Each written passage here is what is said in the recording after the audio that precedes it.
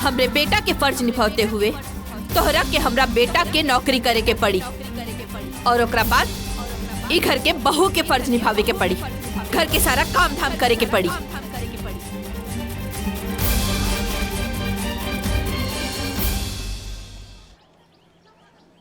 ई बा हमार जिंदगी के हकीकत।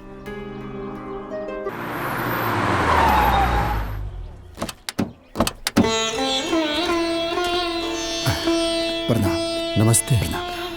नमस्ते। माफ करी, बाकी हम पहचानने ना के बानी रहुआ लोग। हम तो आपसे पहला बार मिल रहल बानी, आपसे कुछ जरूरी बात करे के बा। आई आई। देखी, हम अपन बेटा के रिश्ता के बात करे आयल बानी। रिश्ता के? बाहरे भगवान, अभी हमनी के सोचते रहनी जा कि रिंकिया के शादी खातिर एको नीमन लड़का ढूंढल जाओ। और ना ना, आप गलत समझ रहल बानी। हम रहुआ बेटी के ना, रहुआ बहू के रिश्ता देखे आयल बानी।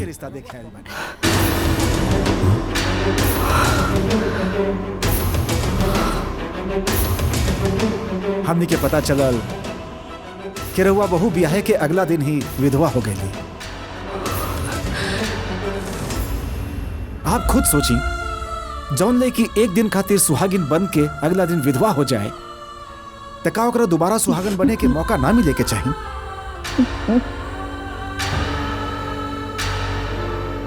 का एक दिन मेहंदी के रंग के बदले जिंदगी भर सफेद साड़ी? का गलत नहीं खे? बस बहुत देर से सुन रहल बानी राउत प्रवचन। रउआ बानी कि हमरा परिवार के मामला में दखल देवे वाला। हमरा ही घर में घुस करके हमरा के सुहागन और विधवा के पाठ पढ़ा रहल बानी। वो हमार बहू है, जैसे मर्जी वैसे रखी ओकरा के हम। देखी माता जी, रउआ अपना स्वार्थ के चक्कर में लेकी के जिंदगी बर्बाद कर रहल बानी। लड़का के मरला के बाद रउआ लागत था कि लेकी रउआ बुढ़ापा के सहारा बनी, लेकिन कभी सोचले बानी कि वो लेकी के भी बुढ़ापा आई, अब बुढ़ापा में ओकर सहारा के बनी? नहीं खे सोचली और हमरा के सोचे के भी नहीं खे। वकील ये जान रहल बानी कि तू का सोच रहल बाड़ा।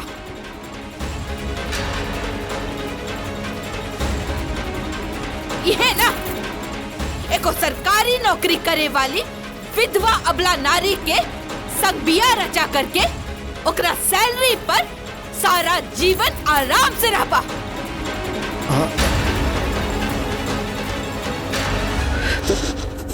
दरअसल माता जी, सोच हमार ना राउर बा। कहे से कि अगर वो विधवा लेकी के शादी कहीं और ही हो जाता और वो चल जाती है तो वह हर महीना मिले वाला सैलरी ना मिले। बस हमरा ही घर में घुस करके हमार बेइज्जती कर रहल बाड़े।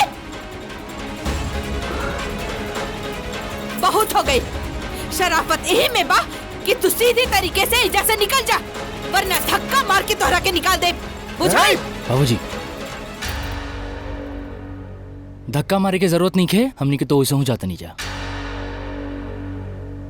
कैसे कि हमारे यकीन ना रहे कि राउर सोच अतना घटिया बा। हमें जाएगो बढ़िया रिश्ता जोड़े खाते आयल रनिया, कुछ बढ़िया करे खाते, लेकिन अब उम्मीद नहीं कि ऐसा कुछ हो पाए। चलिए बाबूजी, भाई ज्ञान बढ़ता। चलो।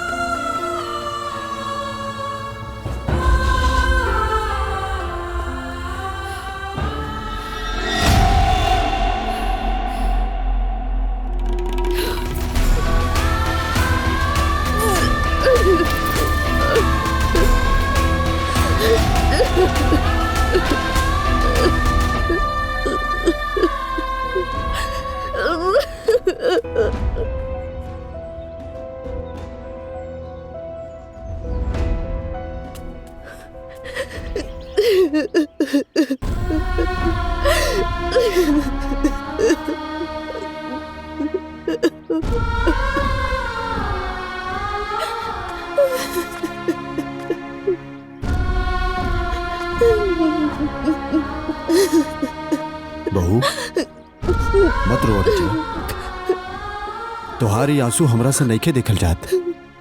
बाबूजी हमार कोनो चक्कर वक्कर नहीं, क्यों लड़का से अपनी बात के विश्वास करे। अरे हम जानता नहीं, तोरा सफाई देहला के कोनो जरूरत नहीं है बिटिया। बिटिया ये दुनिया में भगवान सब केहू के किस्मत में यश नहीं लिखले। इंसान भले ही वो चाहे अपन कलेजा निकाल के रख देना, लेकिन फिर भी ओकरा त्याग बलिदान के यश ना मिलेला। बाबूजी हमरा के नहीं के पता कि भगवान हमरे साथे ये अन्याय काहे करता नहीं। हम ऐसा कौन गलती कैले बानी जेकरा के हमरा के ई सजा मिलता। तोहरा के तोहार गलती के ना, हमरा गलती के भगवान सजा दे रहल बाड़े।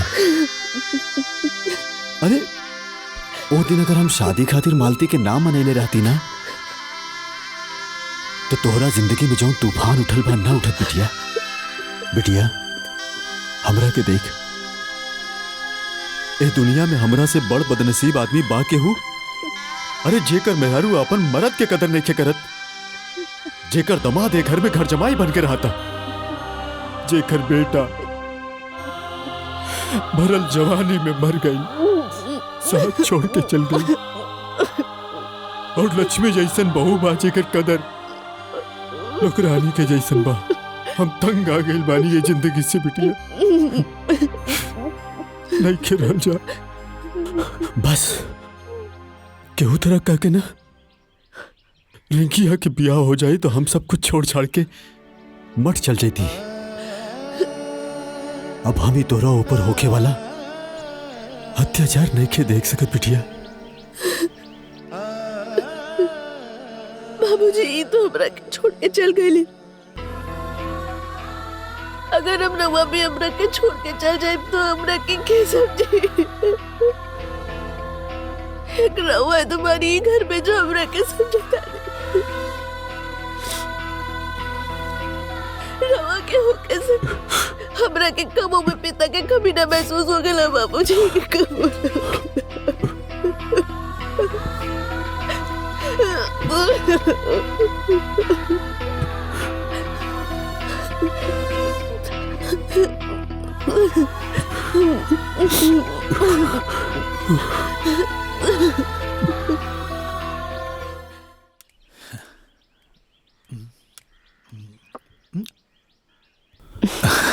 और जीजा जी का हाल चाल? एकदम फर्स्ट क्लास। अरे जीजा जी, ओ शिखा कितने साल के हो गई हुई? वह कुल 8-9-10 साल के होखत हुई। 8-9 साल? रउआ के तो पता ही नहीं के चलल हुई। सही कहनी सरहा साहिबा, हमरा के पता ही नहीं के चलल कि 8-9-10 साल कैसे बीत गए। ऐसे ही होले जीजा जी, लड़की के जो उम्र होले ना, खात पियत कब बड़े हो जाले पता ही नहीं के चलत। सही कहा बाकी जीजा जी, शिखा भी खुश नसीब बाड़ी जिकरा के रउआ जैसन पिता मिलल। एक हमार बाबूजी हैं जे अपन तीनों लड़की के बोझ समझत बानी। 25 साल से सुबेरे 8 बजे से लेकर रात के शाम के 6 बजे तक काम करेले, और कबो कबो तो रात भर काम करेले।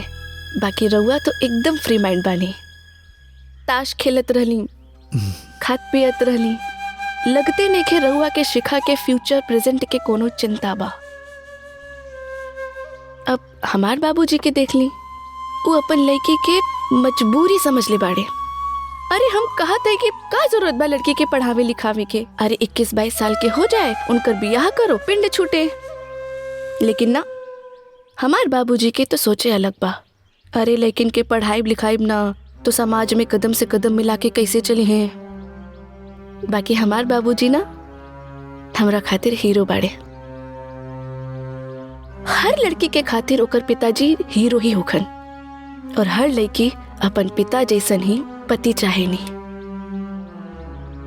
जीजा जी, कबो शिखा से पूछब ना, का ओकरा के रउआ जैसन पति चाही जे दिन भर ताश खेले, घूमत फिरत रहे, घर जमाई बन के रहे।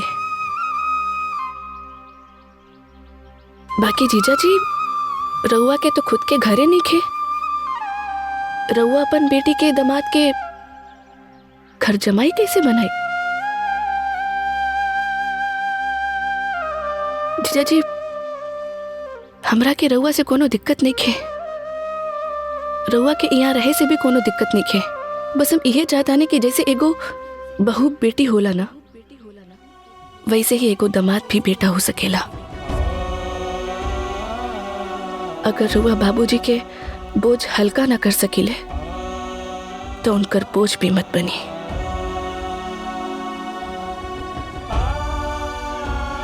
जीजा जी देखी, हमरा के जवन कुछ भी सही लागल हम रउआ से कह देनी। अगर रउआ के कुछ भी गलत लागल हुई ओकरा खातिर हमरा के क्षमा कर दी।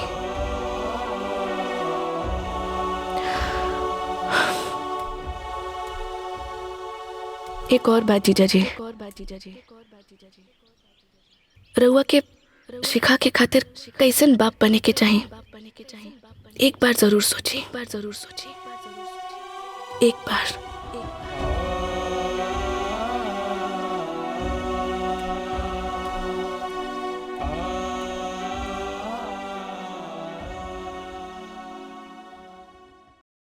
पूरा फिल्म देखे खातिर अभी डाउनलोड करी दंगल प्ले ऐप।